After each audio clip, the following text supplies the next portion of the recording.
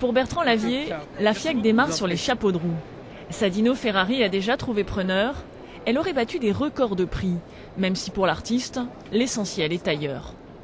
J'ai considéré que l'objet qui pouvait restituer une émotion la plus forte possible, ce qui est souvent ce qu'on demande à une œuvre d'art, c'est d'avoir une sorte de capital d'émotion assez fort, eh bien l'accident était une chose qui était susceptible de pouvoir répondre à mon projet. Son projet, le galeriste Yvon Lambert le soutient depuis une quinzaine d'années. À l'époque, l'artiste français était déjà reconnu internationalement.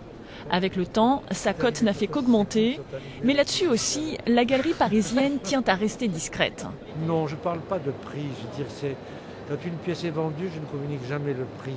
Parce que l'acheteur peut-être ne pas avoir envie qu'on sache le prix qu'il a payé.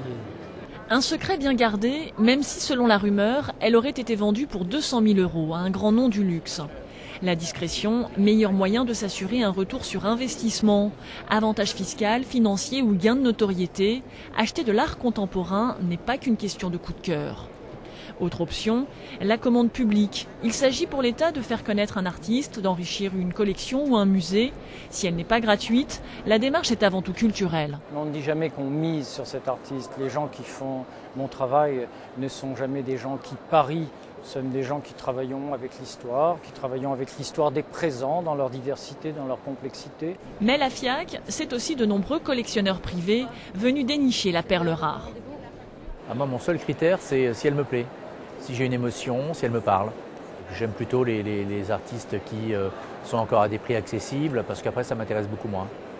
Des prix accessibles, pour le riche entrepreneur, cela veut dire entre 200 et 300 000 €. Une passion que peu peuvent se permettre, le ticket d'entrée dans le cercle fermé des grands collectionneurs et marchands d'art.